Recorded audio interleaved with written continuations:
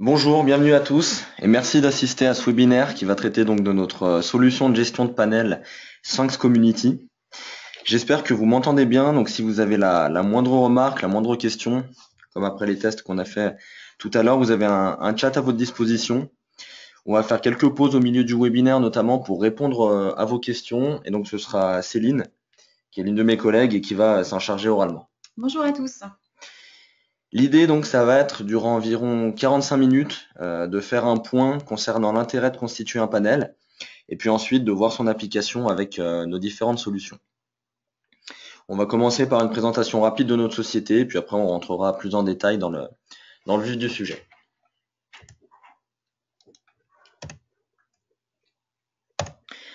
Donc pour ceux qui ne nous connaissent pas ou qui nous connaissent mal, le Sphinx c'est plusieurs activités pour une offre globale.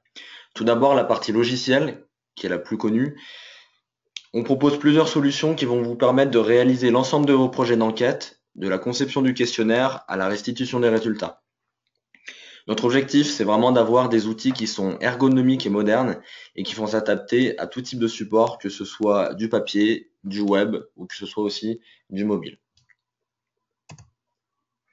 Ensuite, le pôle formation, vous allez pouvoir être formé sur nos logiciels avec des programmes qui vont être adaptés à votre niveau, que vous soyez débutant ou que vous soyez expert.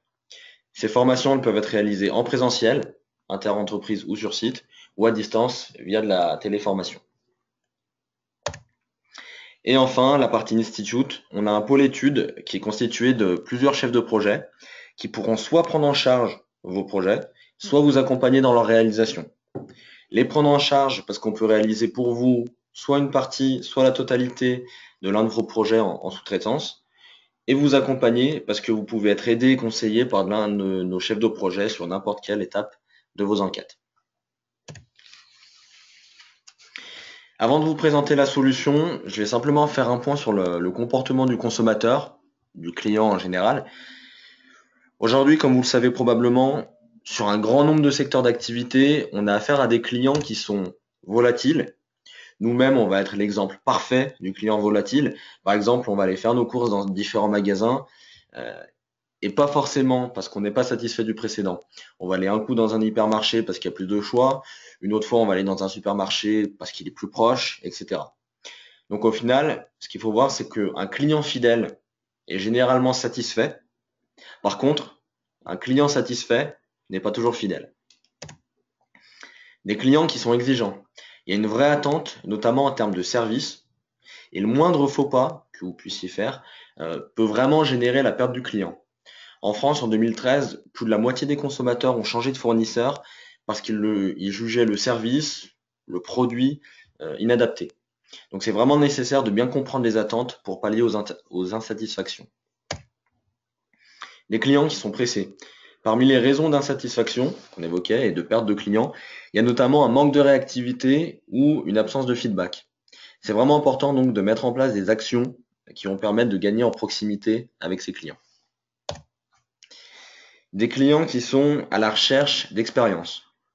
Euh, Ils sont vraiment en attente de considération et ils souhaitent réellement vivre des moments uniques. Bon, présenté comme ça fait un peu slogan Disneyland, mais l'expérience, on va dire qu'elle va dicter la fidélité.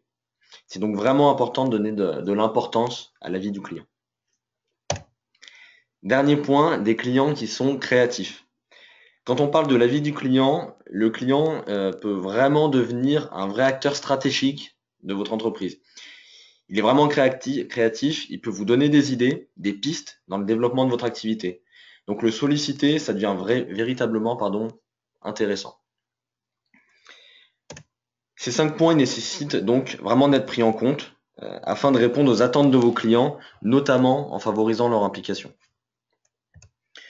On a pu voir que cette implication, elle n'est pas forcément à prendre à la légère, même pas du tout à prendre à la légère, et qu'elle est nécessaire pour établir une proximité qui va entraîner leur fidélisation. Finalement, on peut dire que impliquer le client, ça accentue nettement la probabilité qu'ils accèdent à vos produits et à vos services.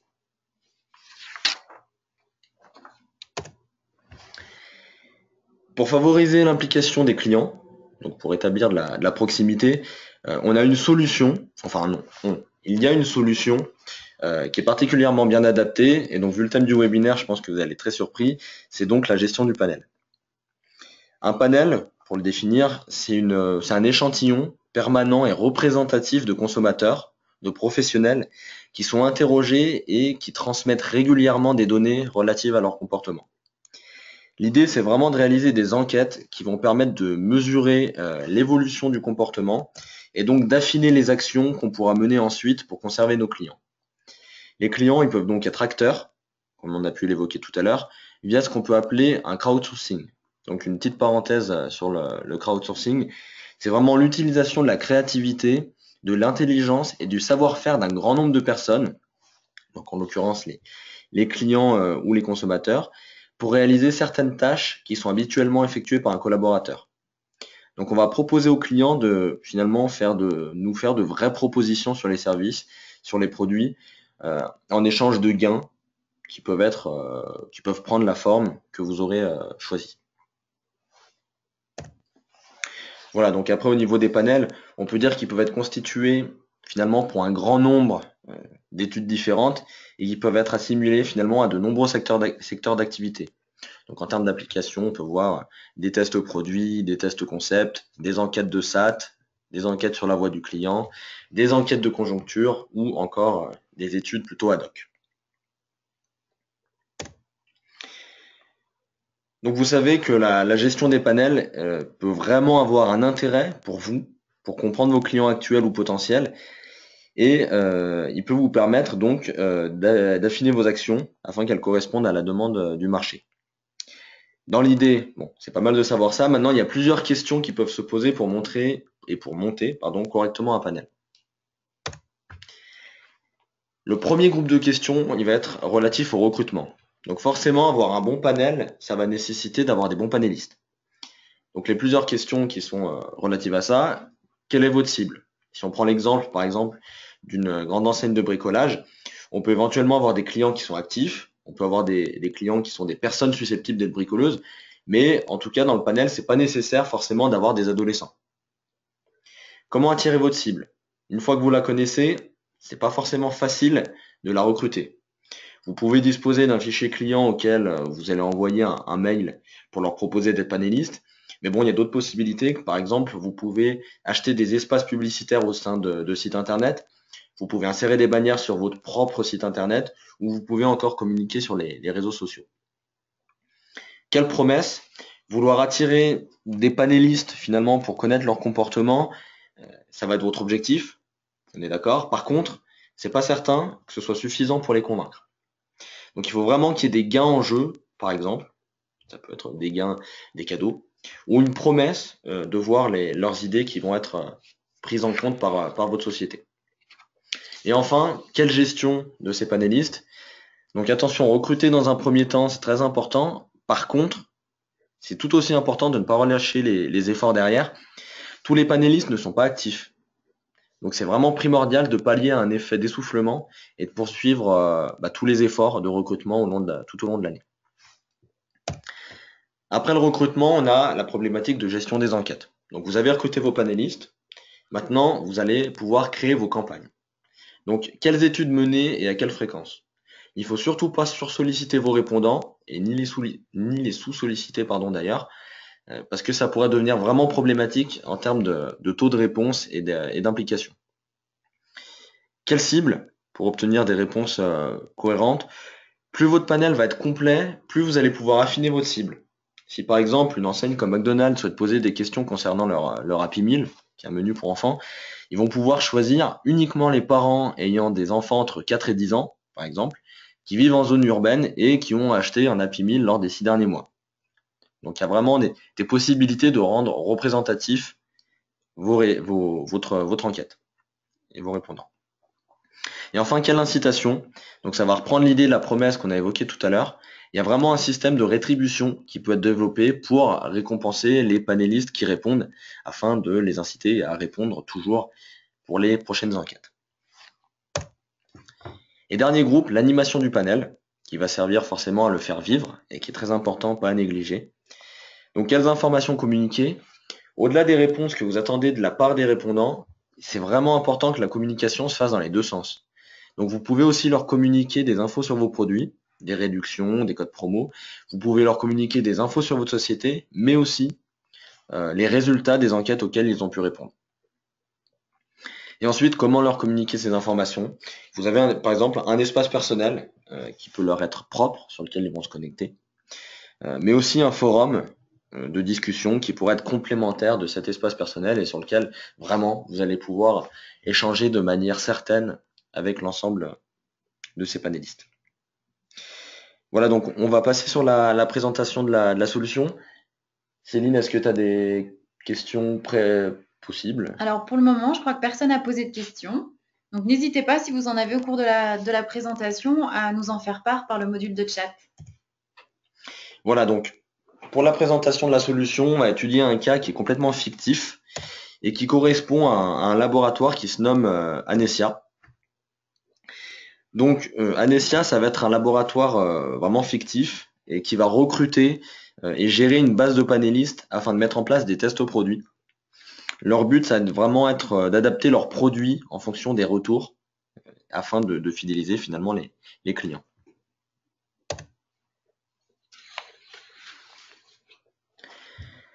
Dans Shanks Community, on a deux espaces différents, l'espace membre, l'espace administration. L'espace membre, il s'agit vraiment d'un espace personnel, on l'évoquait tout à l'heure, sur lequel les panélistes vont pouvoir se connecter pour accéder à plusieurs éléments.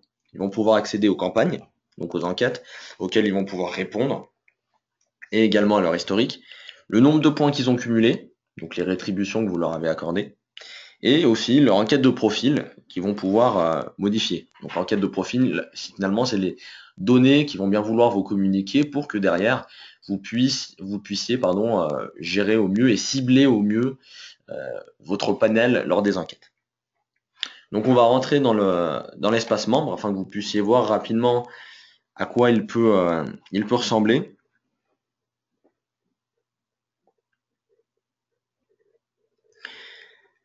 Donc c'est vraiment un espace que vous allez pouvoir personnaliser en fonction de votre charte graphique, de vos besoins. Toutes les couleurs, tous les logos, tous les textes, les images que vous voyez ici peuvent être modifiés, peuvent être en tout cas choisis par vous-même.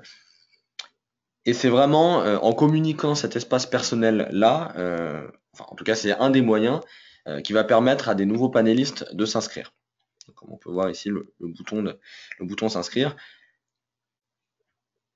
Comme on a pu le voir tout à l'heure, vous pouvez le communiquer soit par mail auprès de clients éventuels, auprès d'un fichier client. Vous pouvez aussi le communiquer en achetant un espace publicitaire sur un site web ou sur votre site internet, etc. Donc je vais me connecter au sein de l'espace membre afin de vous montrer à quoi il ressemble de l'intérieur.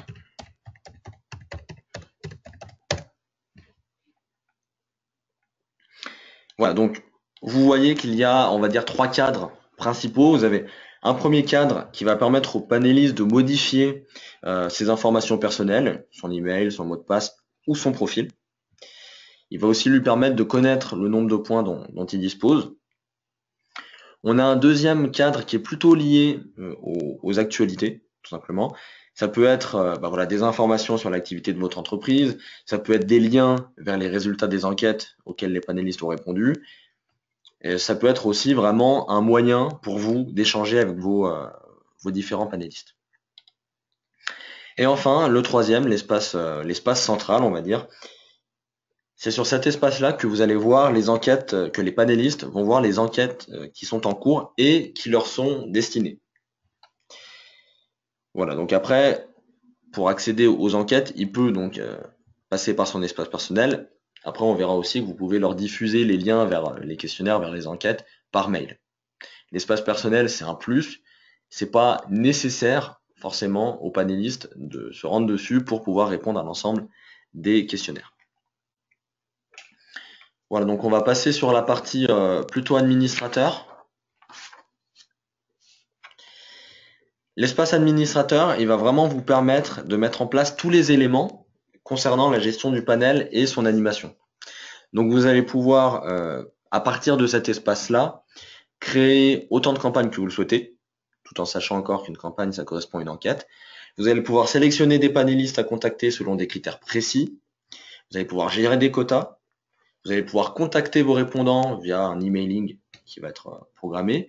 Vous allez pouvoir les rétribuer, analyser leurs retours dans un premier temps et aussi animer votre communauté. Donc, c'est vraiment un espace de gestion et d'animation. Je vais me connecter également à l'intérieur afin de vous montrer la manière dont on va pouvoir gérer et animer un panel avec Sphinx Community.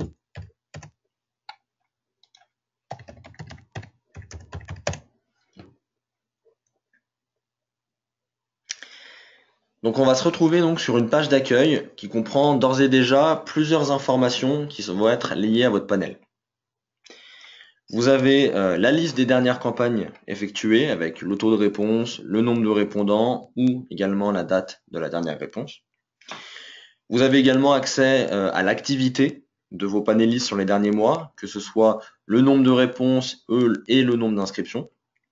Ça peut vous donner des indications sur le fait de recruter ou non des nouveaux panélistes. Si vous remarquez que votre taux de réponse faiblit de mois en mois, mais aussi que votre taux d'inscription faiblit, c'est qu'il y a probablement une corrélation et qu'un processus de recrutement est à relancer. Et enfin, vous avez également des informations globales sur vos membres avec le nombre d'inscrits, mais aussi le nombre de profils incomplets, ce qui correspond finalement à ceux qui n'ont pas répondu à l'enquête de profil, et également le taux de panélistes actifs ou inactifs. Ça vous donne un premier aperçu de votre panel. Après, vous avez plusieurs autres onglets que vous allez pouvoir voir en haut qui vont vous permettre d'aller plus loin dans votre projet. Donc, on a la partie campagne, qui est le premier onglet, qui va vous permettre donc de créer, comme son nom l'indique, une nouvelle campagne et d'effectuer un suivi de celles qui sont en cours. On va s'attarder dessus tout à l'heure, mais je vais vous présenter d'abord rapidement les autres onglets. Le premier, il va concerner les membres. Donc la partie membres, elle va vous permettre finalement de consulter la liste de vos membres avec les informations principales qui vont les caractériser. Ça rejoint finalement ce qu'on a vu tout à l'heure avec notamment le taux de réponse, le nombre de points, etc. Vous avez des fonctions d'import et d'export qui vous permettront d'ajuster votre base de données et qui peuvent aussi vous permettre d'importer des panélistes qui sont issus d'une autre base de données et qui sont déjà existants pour des projets plus anciens. Vous allez également pouvoir étudier votre communauté. Donc l'étude de la communauté, l'idée c'est vraiment de pouvoir ajuster éventuellement votre base de données et cibler un recrutement qui va être précis. Par exemple, si je choisis de connaître, de regarder en tout cas la répartition d'hommes et de femmes dans mon panel, là je vois que j'ai 41% d'hommes. Si par exemple mes clients, je sais que mes clients en général sont plutôt masculins, on peut peut-être se dire que ça va être intéressant de relancer une base de recrutement, une vague de recrutement pour pouvoir peut-être présenter un panel qui va être proche de la répartition de mes clients.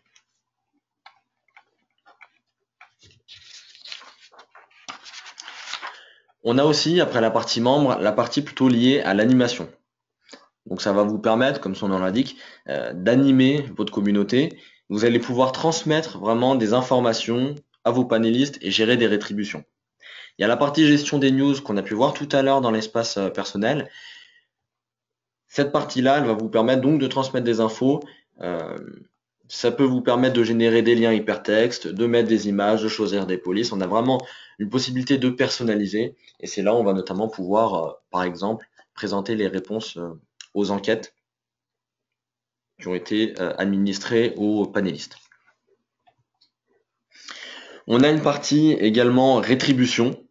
Ça va vous permettre ici de rétribuer vos panélistes, mais de manière indépendante d'une campagne. C'est-à-dire que vous allez pouvoir décider d'offrir une réduction de 50% sur la prochaine commande à l'un de vos panélistes les plus actifs. Ça peut être une idée. Et vous avez également la possibilité d'envoyer des emailings auprès de vos panélistes, toujours de manière indépendante d'une campagne. Ça peut être pour leur souhaiter une bonne année, par exemple, simplement pour accorder un petit message. Ça peut être aussi pour pour les prévenir du fait qu'ils ont gagné des gains, et en l'occurrence, cette fameuse réduction de 50% sur la prochaine commande. Enfin, dernier point, ça va être lié aux paramètres, et c'est là que vous pourrez notamment paramétrer l'espace panéliste sur lequel on a pu s'attarder tout à l'heure. Je vais rentrer dans la partie de création donc d'une nouvelle campagne. Donc je vais appeler test au produit puisque c'est vraiment l'objectif de notre laboratoire. Je vais choisir une enquête que j'ai créée au préalable avec Sphinx. Dans l'onglet propriétés, je vais pouvoir choisir le type de réponse que je vais souhaiter administrer, soit une réponse unique, soit une réponse unique et modifiable, auquel cas le panéliste peut revenir sur l'enquête s'il ne l'a pas terminée, soit unique et anonyme. Je vais pouvoir choisir la rétribution, j'ai accordé 10 points, et également d'ouvrir l'enquête, soit la campagne, soit manuellement, soit en fixant des dates d'ouverture et de fermeture.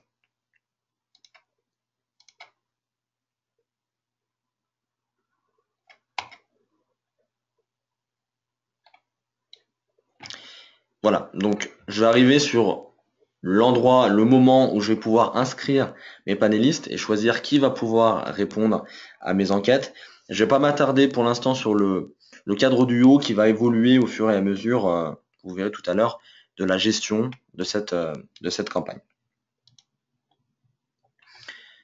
Pour inscrire mes panélistes, je vais avoir plusieurs critères de choix, plusieurs critères qui vont s'offrir à moi.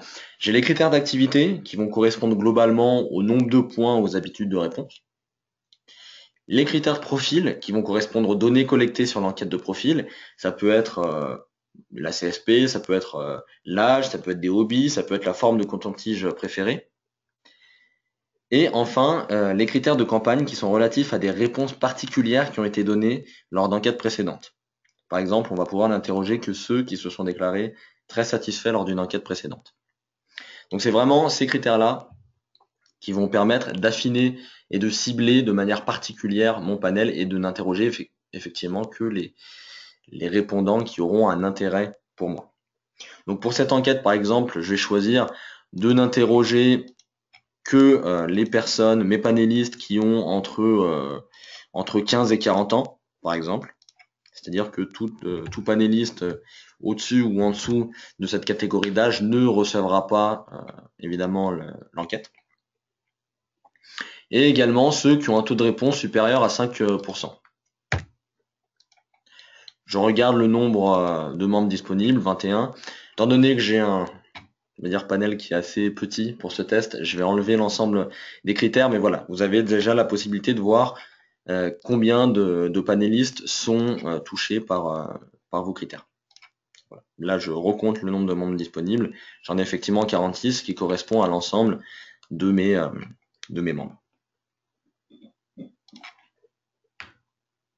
Donc voilà. Ensuite, j'arrive sur la liste, encore une fois, de mes panélistes. Je les inscris. Pour l'instant, évidemment, ils n'ont pas reçu l'enquête que j'ai pu créer parce que je ne les ai pas encore contactés. Là, on voit déjà que le cadre du haut a un peu évolué avec un camembert. Évidemment, comme le questionnaire n'a pas été envoyé, on n'a toujours pas de réponse. Par contre, il y a 2 points sur lesquels on peut s'attarder très rapidement. C'est les gestions quota full, screen out. Les quotas full, c'est tout simplement si on ne souhaite avoir que 20 femmes. On verra ensuite qu'on peut gérer les quotas. Si on ne souhaite avoir que 20 femmes dans nos réponses, la 21e qui va souhaiter répondre au questionnaire va se situer hors quota et donc ne pourra pas répondre au questionnaire. Et les screen out, c'est dans le cas où votre enquête, elle va comporter une question de filtre. Par exemple, avez-vous acheté ce produit? Oui, non. Si je réponds non, si le panéliste répond non, j'ai pas forcément envie de l'interroger parce qu'il ne va pas m'intéresser. Et auquel cas, je vais lui faire terminer le questionnaire et il sera considéré comme étant screen out. Je vais ensuite donc gérer mes quotas. Donc je vais les définir.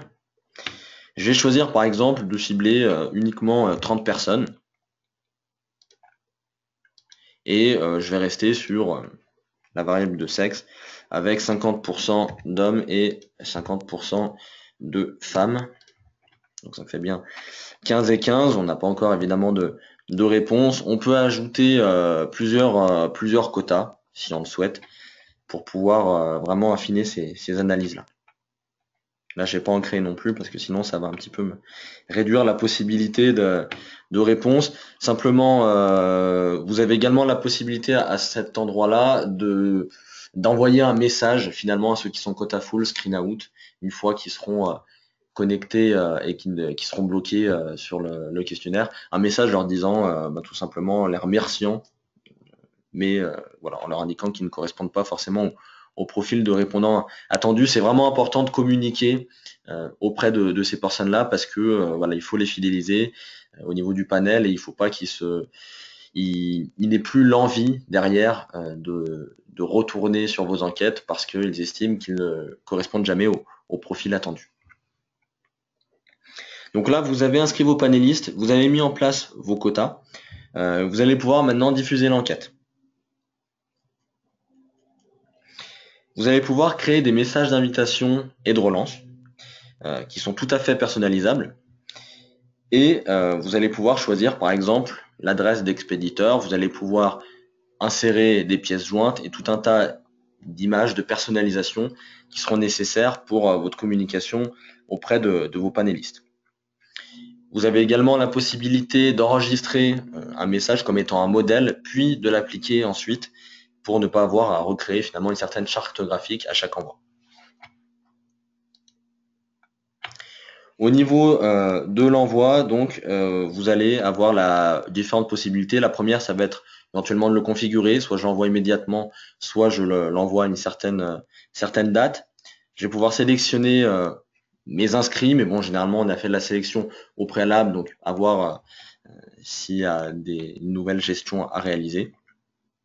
Et on a des options de régulation, éventuellement, si vous avez un grand nombre d'envois réalisés pour découper finalement l'envoi.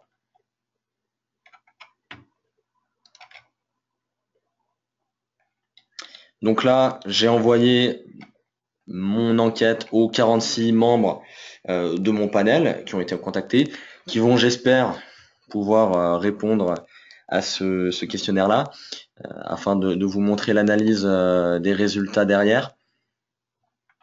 N'hésitez pas en tout cas si vous avez à poser certaines questions pour qu'on puisse y répondre. Donc voilà, là le camembert va pouvoir évoluer au fur et à mesure avec un certain nombre de questionnaires qui auront été terminés ou non.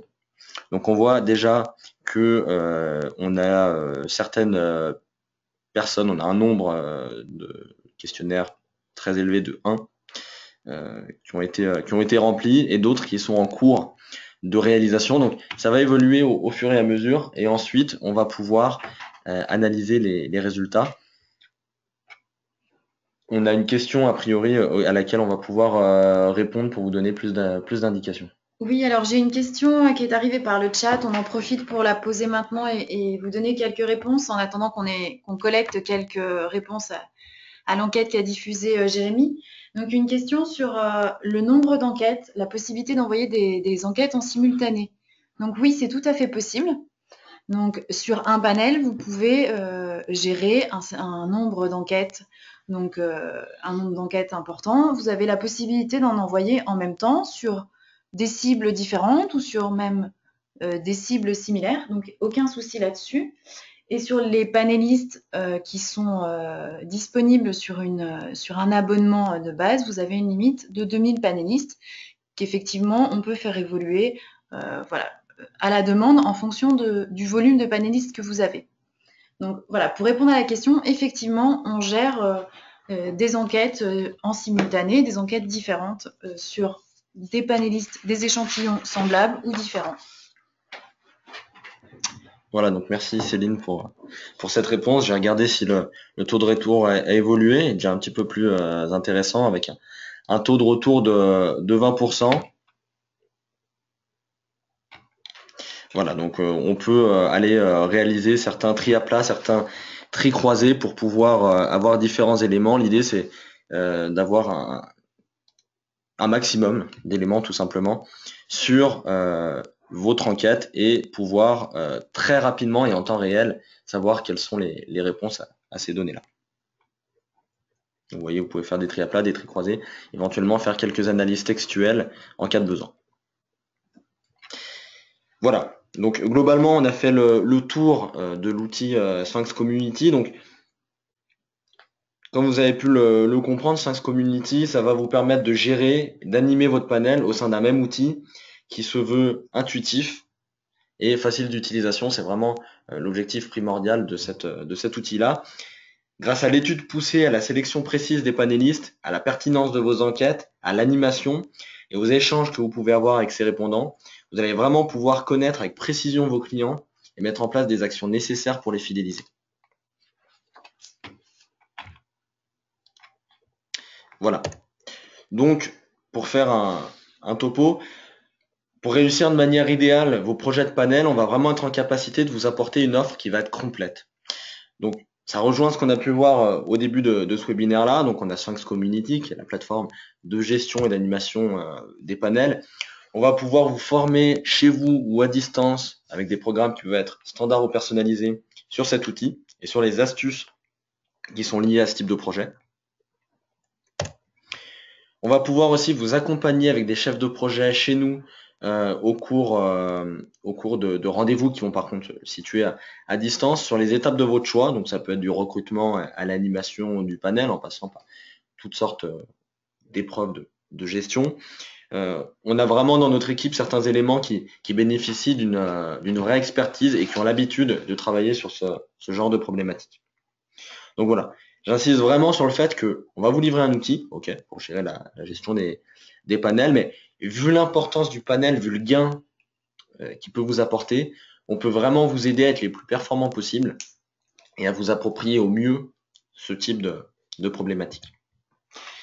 La solution, elle est disponible à partir de 2000 € par an. Voilà, on aura l'occasion d'en rediscuter pour ceux qui ont un intérêt sur ce logiciel-là. Et vous pourrez profiter aussi d'une offre sur le pack Community plus formation avec une remise de 10% en cas de commande. Les prochains événements, simplement, on a un autre webinaire qui va arriver dans un mois sur le module Sphinx Cali qui permet l'analyse des données et des questions ouvertes, et une journée sur Sphinx IQ2, l'un de nos logiciels, qui va être sur Paris, la Défense, le jeudi 24 mars prochain. Donc n'hésitez pas à vous inscrire à l'un ou voire aux deux événements en l'occurrence. Et également, on a quelques formations qui vont arriver. Donc pour ceux qui connaissent un peu nos solutions, on a une formation d'initiation. Alors les formations vont se situer sur Paris. Hein. Une initiation les 16 et 17 mars, une formation sur les enquêtes web le lendemain le 18, et enfin analyse des questions ouvertes et statistiques multivariées les 23 et 24 mars. Donc pour rappel, nos formations elles peuvent être sur des points pratiques d'utilisation du logiciel, mais on est également en capacité de vous former sur des points méthodologiques. J'en ai terminé pour ce qui s'agit de la présentation. Ce que je vous propose, c'est de répondre aux différentes questions qui ont été posées. Pour ceux qui ne resteront pas pour la réponse à ces questions, je vous remercie d'avance d'avoir suivi ce webinaire-là, et nous vous contacterons ensuite pour pouvoir échanger à ce sujet-là, et vous pourrez nous poser les questions restantes. Donc je vais laisser Céline répondre aux différentes questions qui ont été posées. Voilà, alors dans les questions qui sont posées, c'est surtout au niveau de la gestion des panélistes. Donc, dans l'offre à 2000 € que Jérémy vient de vous présenter, vous avez effectivement un panel qui peut contenir jusqu'à 2000 panélistes. C'est dans l'offre de base. Après, effectivement, on peut, si vous souhaitez, par exemple dans le cas de cabinets de conseil avec qui on travaille, qui peuvent avoir plusieurs panels pour plusieurs comptes, plusieurs sociétés, on a la possibilité de gérer plusieurs panels, et on a également la possibilité d'augmenter les limites et de passer sur un panel qui serait à 10 000 panélistes et un second panel qui serait peut-être limité, lui, qu'à 2000. Donc ça, on a la possibilité effectivement de personnaliser en fonction de votre besoin. Comme je vous disais, l'offre de base, c'est un panel avec 2000 panélistes. Voilà, je pense que déjà, ça répond à quelques-unes de vos questions. Je suis en train de regarder les autres.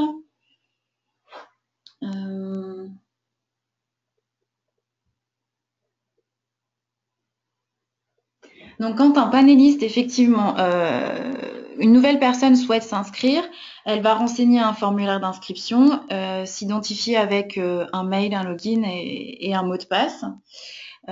Et nous, on va l'accepter dans le panel. On a la possibilité, si on le souhaite, pour une raison X ou Y, de supprimer une personne, un membre du panel, l'enlever complètement de la communauté en étant administrateur si cette personne ne fait pas partie. Par exemple, on a un panel sur les consommateurs d'une grande enseigne comme Decathlon et on souhaite avoir uniquement dans ce panel des personnes qui sont déjà allées dans un des magasins. Si je vois que j'ai un panéliste qui s'est inscrit gentiment mais qui correspond pas du tout à notre cible parce qu'il ne fréquente jamais les magasins de sport dont cette enseigne, eh bien je peux effectivement le supprimer de ma base panéliste à la main. Et dans ce cas-là, il ne sera jamais contacté par les enquêtes, il n'apparaîtra plus. Voilà, je ne sais pas s'il y en a d'autres qui ont des questions. J'espère que j'ai répondu à la plupart. Alors, au niveau du recrutement, nous, ce que l'on fait, alors, dans les 2000 euros, dans les 2000 panélistes, effectivement, c'est le nombre de panélistes que vous pouvez inscrire dans le panel que vous allez créer. Par contre, le recrutement, il est géré par vos soins, donc par différentes possibilités, comme disait Jérémy en début de présentation. Mais le recrutement, c'est vraiment de votre côté. Donc nous, après, on peut venir en soutien, vous conseiller, vous apporter une aide méthodologique pour, voilà, avec différentes possibilités pour vous présenter. Mais vraiment, la base de recrutement, elle est de votre côté, c'est sur des panels propriétaires.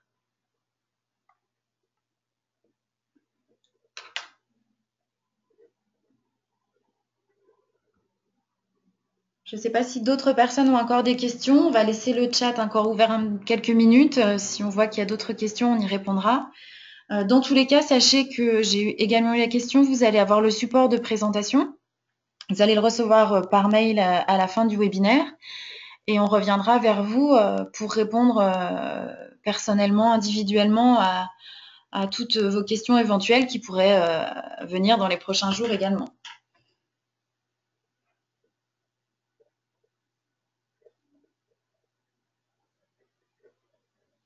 Alors, on a une question à savoir, est-ce qu'il y a un chat intégré à l'outil Community? Donc aujourd'hui, non, nous n'avons pas de gestion de chat. Nous ne proposons pas cette fonctionnalité.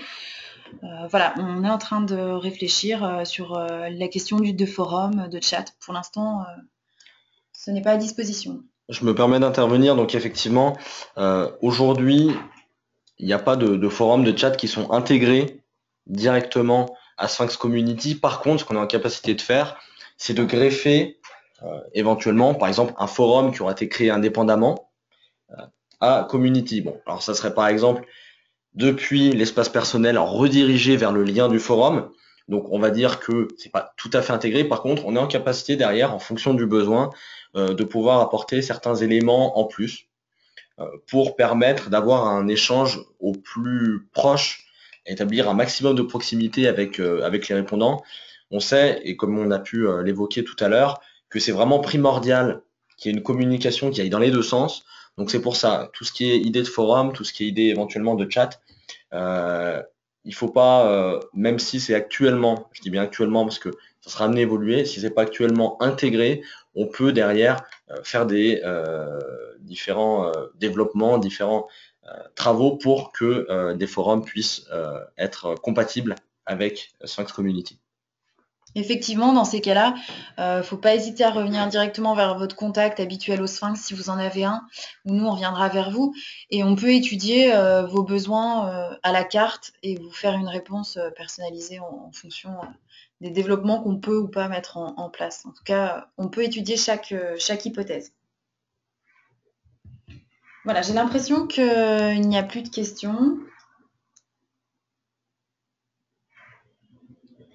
Ok, donc merci en tout cas pour avoir suivi ce webinaire jusqu'au bout. J'espère qu'on a pu être être clair et qu'on a pu répondre du mieux possible à l'ensemble de vos questions. Peut-être que ça vous a permis d'avoir une meilleure idée sur les panels, sur ce qu'on peut vous proposer, comment on peut répondre à vos besoins. Peut-être que ça peut créer certains